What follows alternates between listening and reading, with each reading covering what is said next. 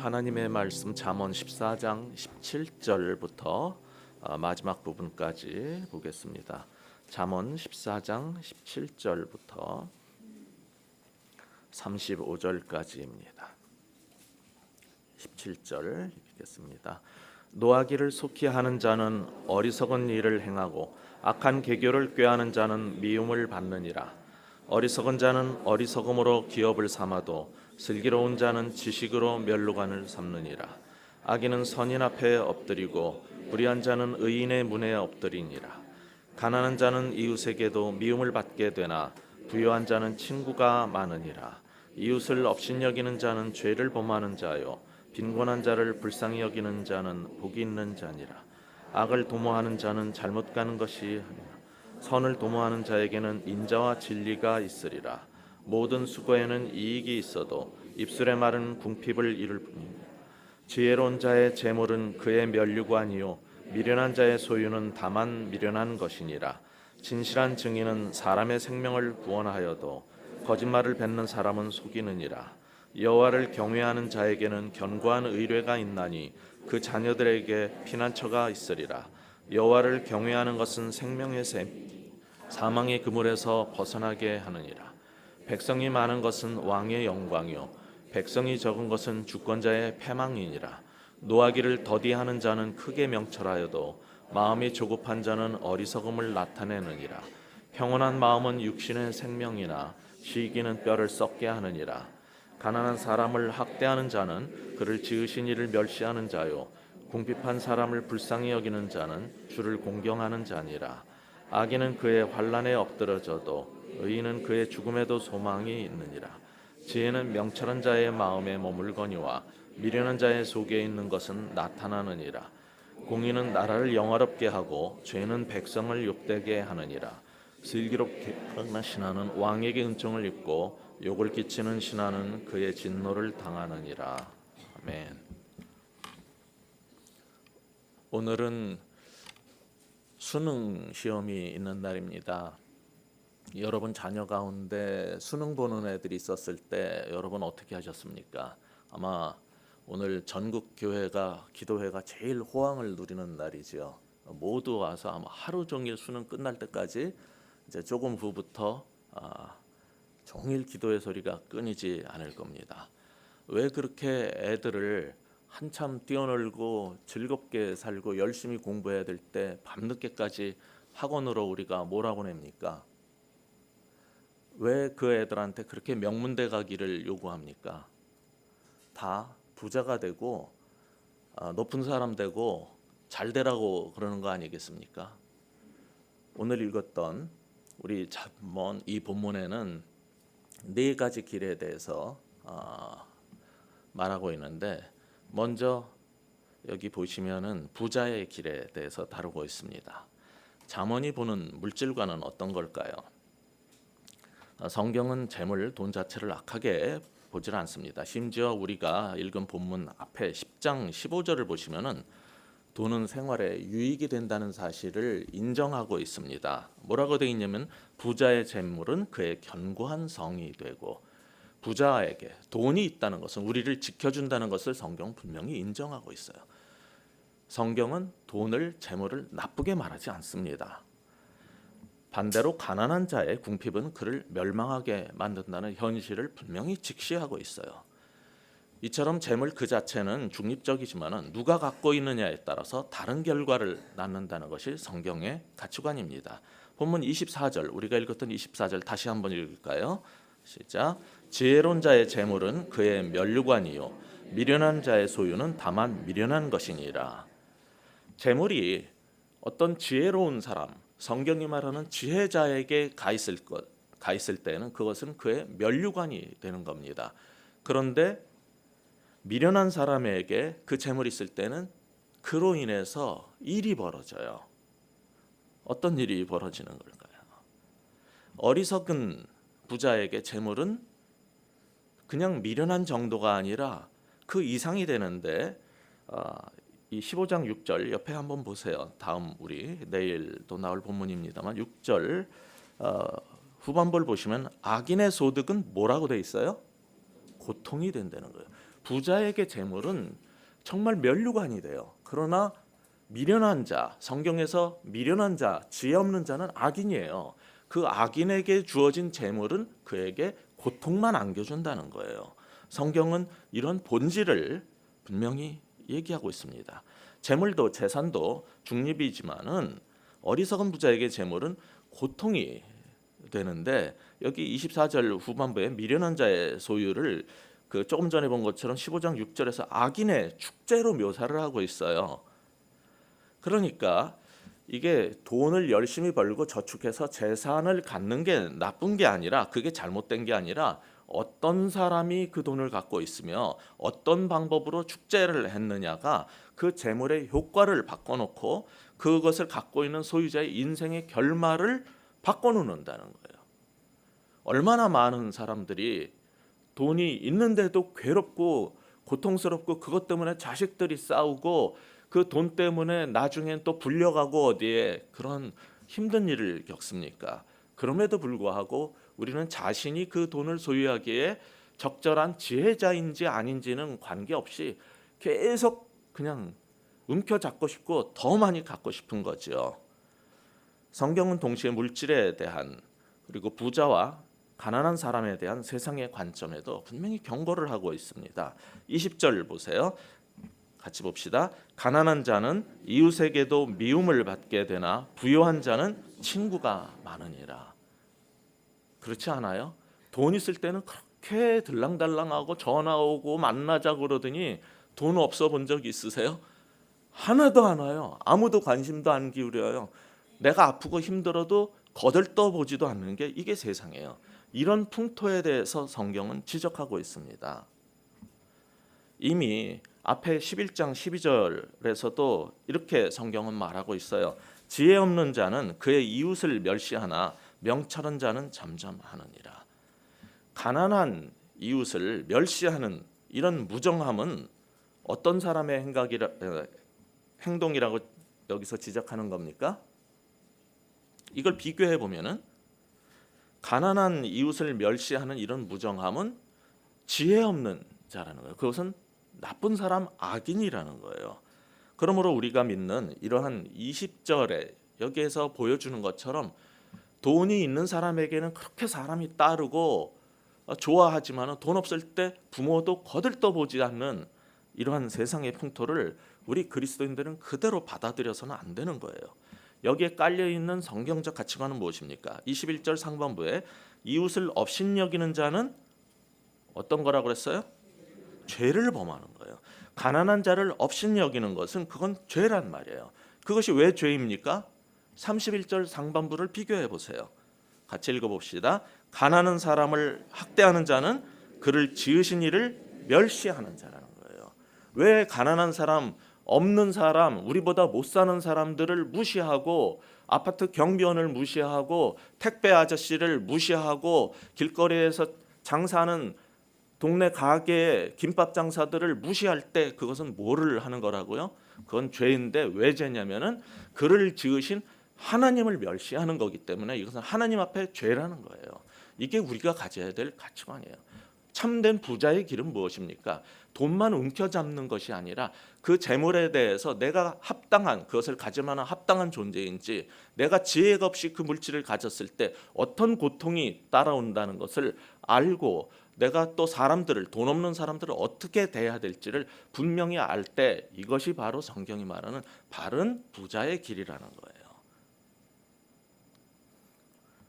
반면에 여기 31절에도 빈곤한 자를 불쌍히 여기는 것은 21절 하반부 보세요. 빈곤한 자를 불쌍히 여기는 자는 어떻다고 그랬어요? 복이 있다라고 그랬어요. 31절 하반부는 궁핍한 사람을 불쌍히 여기는 자는 주님을 공경하는 거예요. 이게 성경의 구약에서 신약까지 계속 이르는 그 가치관이에요.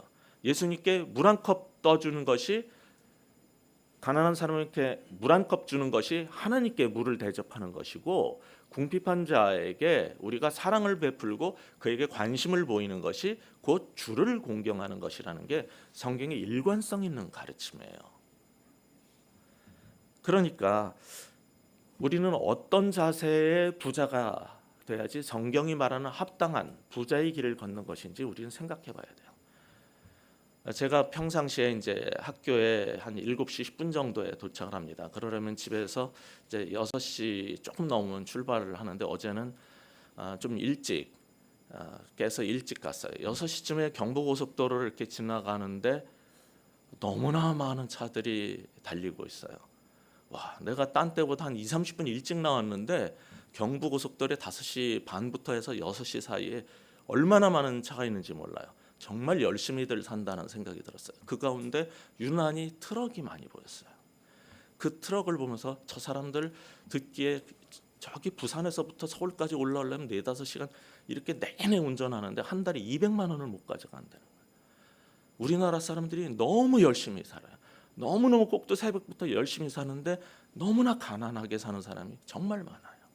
택배 그 사람들 하루 종일 그 일을 하는데 200만 원을 못 벌어요. 저 그 생각을 하면서 제 속에서 기도가 절로 나왔어요. 하나님, 이렇게 부지런히 일하고 열심히 일하는 사람들이 먹고 살 만한 나라가 되게 해주시고, 내가 가진 것을 정말 나만 가진 게 많은데도 저 사람보다 나은데도 더 가지려고 하는 이러한 사람들의 생각이 바뀌고 우리 그리스도인들이 그런 존재가 되게 해주십시오. 제발 우리나라가 열심히 일하는 사람들이 먹고 살 수 있는 나라가 되게 해주십시오. 그렇게 기도할 수밖에 없었어요.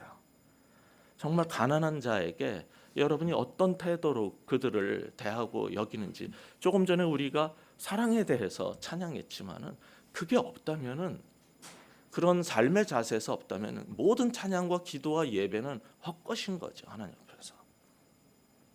부자의 길, 우리 생각해 봤으면 좋겠어요. 그 다음에 성경은 왕의 길에 대해서도 알려주고 있어요. 28절 35절을 왕의 잠언이라고 불러요. 여기에는 약간의 정치적인 측면이 배어 있습니다. 28절을 같이 읽겠습니다. 백성이 많은 것이 왕의 영광, 백성이 적은 것은 주권자의 패망이라는 거예요. 세상에서 맞는 말입니다. 그런데 목사에게도 맞는 말일까요?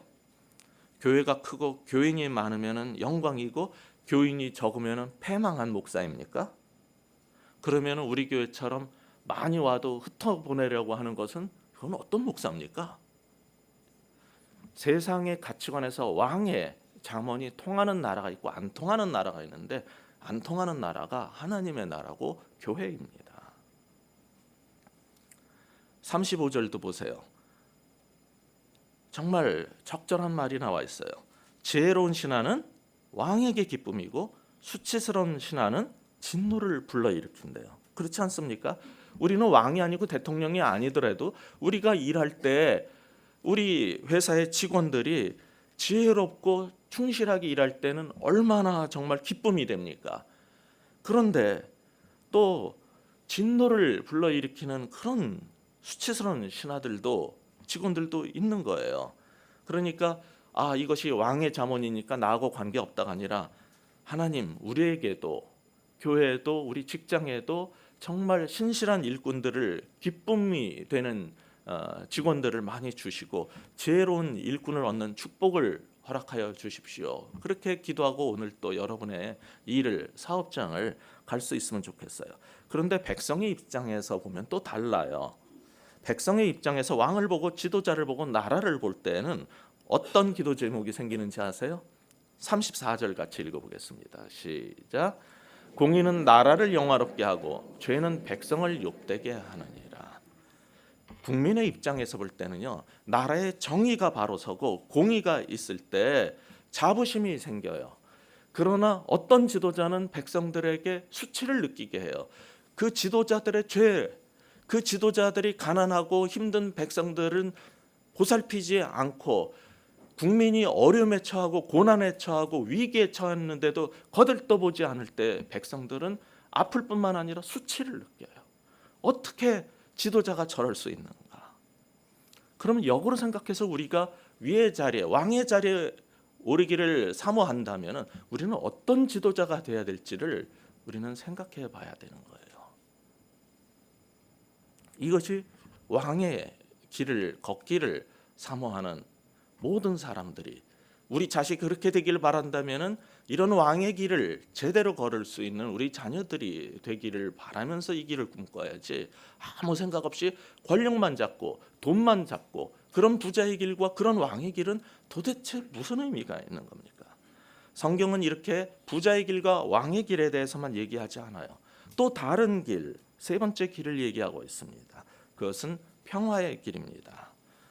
조금 전에도 왕의 잠언을 봤는데, 백성이 많으면 왕은 자랑스럽고 백성이 없으면, 따르는 자가 없으면 그거는 수치스럽고 패망스러운 왕이에요. 그런데 참 재밌는 게 온 국민 5천만 국민의 49%가 2,500만이 나를 찍어줘도요, 딴 사람이 한 명만 더 그 사람을 찍어도 나는 괴로워요. 그게 정치예요. 안 그렇습니까? 그럼 떨어지는 거예요. 이 사람이 한 명만 더 찍어도 이 사람이 대통령이 되는 구조니까. 국민의, 이 나라의 반이 나를 지지해도 그 한 명이 없기 때문에 괴로운 게 왕의 길이라면 참된 평화는 어디서 오는 걸까요? 무엇이 더 행복한 삶의 길일까요? 30절을 같이 읽겠습니다. 평온한 마음은 육신의 생명이니 시기는 뼈를 썩게 하느니라. 그 한 명이 없기 때문에 약이 올라요. 그 사람이 미워요. 그리고 세상을 살다 보면 우리는 정치가는 아니지만 내가 원하는 대로 조금만 안 됐어도 나보다 조금 더 잘 사는 사람, 조금 더 좋은 차, 조금 더 좋은 직장에서 조금 더 영예롭고, 교수들은 조금 더 좋은 논문을 내가지고 학계에서 나를 조금 더 알아줄 때 좋지만은, 누군가 나보다 잘하는 사람이 하나 나오면 그렇게 시기하고 미워하고 얄며요. 그런 사람에게 어떻게 평화가 있겠어요? 여기는 이 두 가지를 대조를 해요. 평온한 마음과 안정된 상태에서 사는 자는 육신에게도 생명이 주어지는 셈이라는 거예요. 그 사람에게는 생명이 있고, 근데 안정되지 못한 마음, 여기에 시기라고 번역이 되어 있지만 이것은 불안정한, 심리적으로 불안정한 상태를 말하는 거예요. 그 사람은 뼈를 썩게 하는 고통과 아픔이 있다는 거예요. 어느 길을 여러분은 택하시겠어요? 부자의 길, 그 돈 때문에 고통스러워하고, 왕의 길, 그 권력 때문에 또 시기, 질투로 살면서 끊임없이 그걸 향해서 치달아가다가 죽는 게 낫습니까? 아니면 그렇게 심리적으로 불안한 상태에서 뼈를 썩게 하는 고통 속에 사는 것보다 마음이 잔잔하고 평안한 상태가 더 복된 삶입니까? 그것을 선택하라는 거예요. 32절을 보시면은 악인은 그의 환난에 엎드려져도, 악인도 의인도 다 고통이 있고요, 넘어질 때가 있고 아플 때가 있는 겁니다. 근데 다른 게 있어요. 그 후반부에 보시면 의인은 죽음에 넘어져도 어떻다고요? 네, 이게 다른 거예요. 소망이 있어요. 이 길이 있다는 거예요. 부자의 길이 있고 왕의 길이 있지만은 평화의 길이 있다는 거예요. 예수 믿어도 다 힘든 일 겪습니다. 다 아픕니다. 그럼에도 불구하고 죽음에 처할지라도 거기에 넘어져도 소망이 있는 삶, 마음이 안정되고 평안할 수 있는 삶. 우리가 아까 찬양할 때 처음에는 사랑 찬양만 계속하길래 오늘 설교하고 전혀 관계가 없네 했더니 뒤에 갔더니 세상에 알 수 없는 평화를 주노라, 몇 번을 불렀습니까? 어떻게 알고 불렀는지 모르겠지만은 이게 성경이 말하는 평화의 길이에요. 이게 참된 삶의 기쁨의 길입니다. 그런데 이런 길보다 더한 길이 있다는 거예요. 그것이 무엇입니까? 33절 이하에 나오는 지혜자의 길입니다. 33절 상반부를 보시면 지혜는 어디에 자리를 잡아요? 명철한 자의 마음의 자리를 잡아요. 우리의 돈에도 권력에도 자리를 잡지 않아요. 참된 지혜는 명철한 자의 마음의 자리를 잡는다고 했어요. 16장 21절에는 그것을 뭐라고 표현했냐면은 마음이 지혜로운 자가 명철하다라고 그랬어요. 여기에서 명철로 번역된 것을 NIV 영어 성경 같은 경우는 discernment, discerning이라고 했어요. 그것은 분별력을 갖는 거예요. 무엇이 최고의 삶이냐면 이 세상을 바라볼 때 하나님의 안목에서 분별력을 갖고 사는 거예요. 그것을 우리는 똑똑해졌다, 명철하다 그러는 거예요. 잠언을 읽으면 참 재밌어요. 우리 슬기간사도 나오고 명철전도사도 나와요. 계속 그게 다 뭡니까? 지혜자의 길인 거예요. 세상에서 가장 위대한 거는 어떤 길이냐면 지혜자의 길로 들어서는 것인데, 그것은 명철의 마음 속에 자리 잡고 있는 거예요. 그래서 슬기로운 자의 마음에, 부자의 길에 있지 않고 왕의 길에 있지 않고. 근데 참된 지혜자를 뭐라고 가르치는 26절 27절에서 이렇게 말합니다. 26절부터 27절까지 우리 같이 한번 읽어볼까요? 시작. 여호와를 경외하는 자에게는 견고한 의뢰가 있나니 자녀들에게 피난처가 있으리라. 여호와를 경외하는 것은 생명의 샘이니 사망의 그물에서 벗어나게 하느니라. 26절을 다르게 번역하면 이런 말입니다. 여호와를 경외하는 것은 가족과 함께 견고한 성벽 뒤에 숨는 것과 같이 우리에게 안전을 줍니다. 무엇이 참된 평화의 길이냐면 여호와를 경외할 때, 여호와를 경외하면은 온 가족이 막 그 시리아나 이런 데 대포를 쏘고 폭격을 해도 안전한 성벽 뒤에 이렇게 숨어 있을 때 그 안전함, 마음의 평화가 오고, 그것이 참된 지혜자의 길이라는 거예요. 이게 어디서 오는 거냐면은 다른 데서 오는 게 아니라 여호와를 경외하면서 온다는 거예요. 27절도 여호와를 경외하는 게 생명의 샘이라는 거예요. 그때 무슨 일이 벌어지냐면은 사망의 그물에서, 사망의 그 두려움에서 벗어나는 삶. 인간이 정말 힘든 건 미래에 대한 불안함, 모든 것들에 대한 불안함, 두려움이에요. 이 두려움에서 정말로 벗어날 수 있는 길은 어디에 있냐면은 두려워할 자를 두려워하는 데서 오는 거예요. 하찮은 것을 계속 두려워하는 데서 우리가 벗어나고 싶으면요, 정말 참으로 두려워해야 할 것을 두려워할 때 작은 두려움에서 벗어나요. 그게 뭐냐면 여호와를 경외하는 거예요. Fear of the Lord. 하나님을 경외하고 여호와를 경외하는 사람이 세상에서 가장 지혜로운 자고, 그에게 평화의 길도 따라오는 거죠.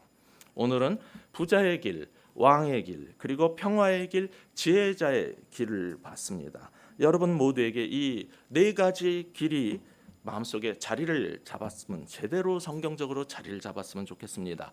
그렇지 않았을 때 이 네 가지가 없다고 말합니다. 이것을 어떤 사람은 싸가지가 없다라고 말합니다. 이 들성 부른 나무는 떡잎부터 보면은 안다 그랬어요. 이 떡잎을 싹이라고 그러는데 전라도 사투리로 거기에 망아지의 아지처럼 싹 뒤에 아지를 붙여서 싸가지. 이 네 가지가 없는 사람은 싹수가 노란 사람의 인생에. 그래서 여러분은 이 네 가지 길이 성경적으로 바로 잡아서 복된 그런 하나님의 인생이 되기를 주의 이름으로 축원합니다. 기도하시겠습니다. 하나님 아버지, 우리 인생을 살 때 정말 왕의 길, 부자의 길을 추구하는 사람들이 너무 많은데, 그것이 무엇을 의미하는지 제대로 알고 성경이 말한 참된 부자의 길, 참된 왕의 길도 우리가 깨닫고 그 길을 걸을 수 있게 하여 주옵소서. 그러나 무엇보다도 평화의 길, 지혜자의 길을 걸을 수 있는 모두가 되게 하여 주시옵소서. 이제 여러분 우리 한 1분만 같이 함께 기도했으면 좋겠습니다. 하나님, 나에게 헛된 길을 걸으려는 그런 마음은 없었는지 자신을 돌아보고, 그리고 제가 마무리하는 기도하겠습니다. 하나님 아버지, 이 시간 간절히 구합니다. 아버지여, 우리가 걷는 길 참된 지혜자의 길, 평화의 길인지 알게 하여 주시옵소서. 아버지 하나님, 우리가 정말 헛된 허망한 길, 멸망한 길로 걷지 아니하고 참으로 지혜자의 길, 성경 길을 걸을 수 있는 우리 모두가 되게 하여 주시옵소서. 아버지여, 이 시간에 우리를 돌아보고 오늘 하루를 주의 은총 안에서 바로 시작할 수 있는 모두가 되게 하여 주옵소서. 하나님 아버지, 우리에게 펼쳐져 있는 네 가지 길 가운데 정말 어떤 길을 선택했는지 우리 자신을 돌아보게 하여 주시옵소서.